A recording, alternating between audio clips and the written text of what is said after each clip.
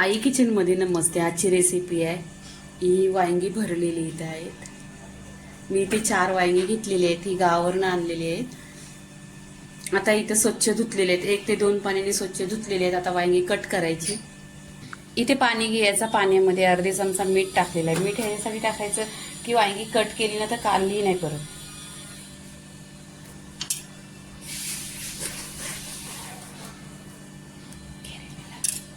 इथे बघा असं पीस करायचं. 4 पीस केलेले आहेत आणि आतमध्ये बघायचं नाही तर किरलेलं असते.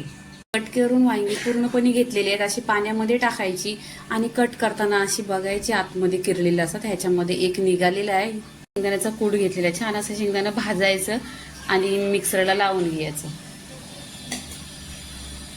इथे एक छोटासा कांदा आहे तो टाकलेला आहे. अद्रक आणि लसूणची इथे पेस्ट घेतलेली आहे 2 चमचा आहे.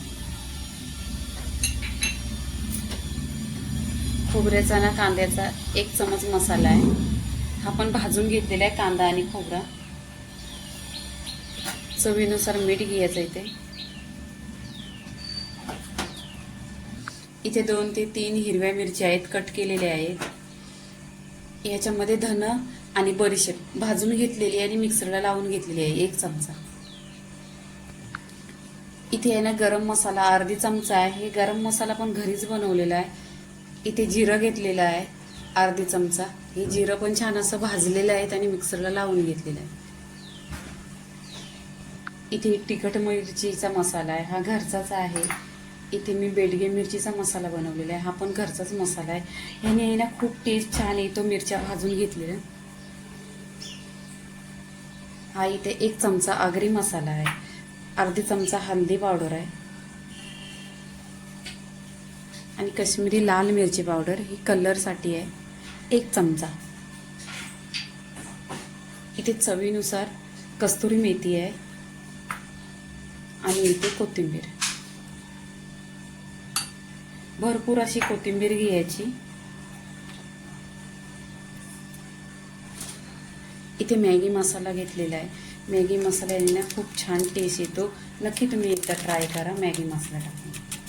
इथे पूर्णपणे मी 1 पाकिट घेतलं आहे. आता इथे आहे ना मिक्स करायचं. इथे काय करायचं 1 चमचा तेल घ्यायचं. तेलामध्ये छान असं मिक्स करून घ्यायचं. इथे वांग्याला कट केलेली आहे ना तर त्याच्यामध्ये मीठ टाकायचं. मीठ टाकल्यानंतर आहे ना कच्चा होतो. इथे आहे ना आपण छान असा मसाला मिक्स करून घ्यायचा. बघा पूर्णपणे असं मिक्स करायचं आणि इथे कमी तेल लागतो 1च चमच लागतो.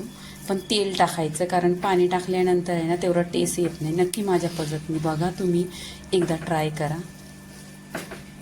इथे पहा बघा तेल टाकलेलं आहे पूर्णपणे इथे मिक्स झालेलं आहे. आता आपण काय करायचं छान असं वांग्यामध्ये भरून घ्यायचा मसाला.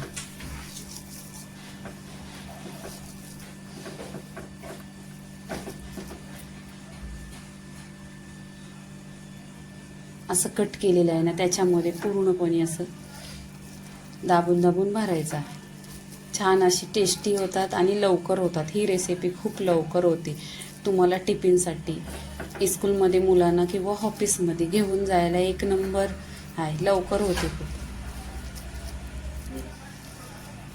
पूर्णपणे अशी वांगी भरून घ्यायची. पूर्णपणे वांगी इथे अशी भरलेली आहेत.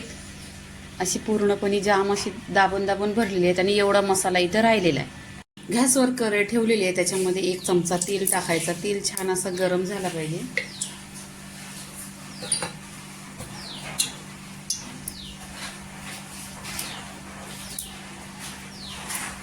इथे तेल आहे ना गरम झालेलं आहे. आता आपण वांगे टाकून घ्यायचे. ते आहे ना वांगे टाकून घ्यायचं. छान असं बघा होतं. इथे पूर्णपणे तिन्ही पण ठेवलेलं आहे. इथे आहे ना गॅस आहे ना स्लो करायचा आणि स्लो गॅसवर आहे ना ढाकण लावून 10 मिनिटं ठेवायचं गॅसवर. 10 मिनिटं झालेली आहेत पूर्णपणे. पहा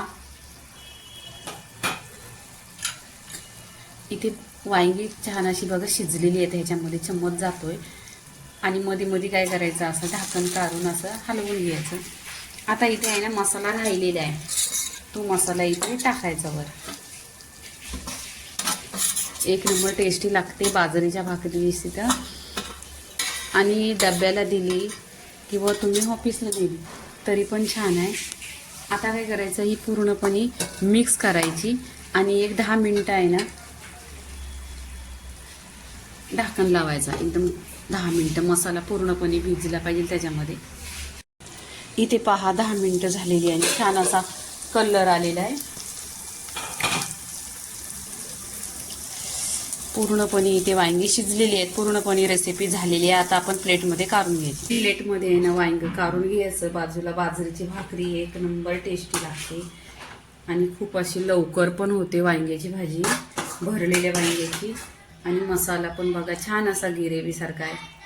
तर इथे आहे ना पूर्णपणे रेसिपी झालेली आहे. लाईक करा, शेअर करा, सबस्क्राईब करा आणि नेहमीच खात राहा. धन्यवाद.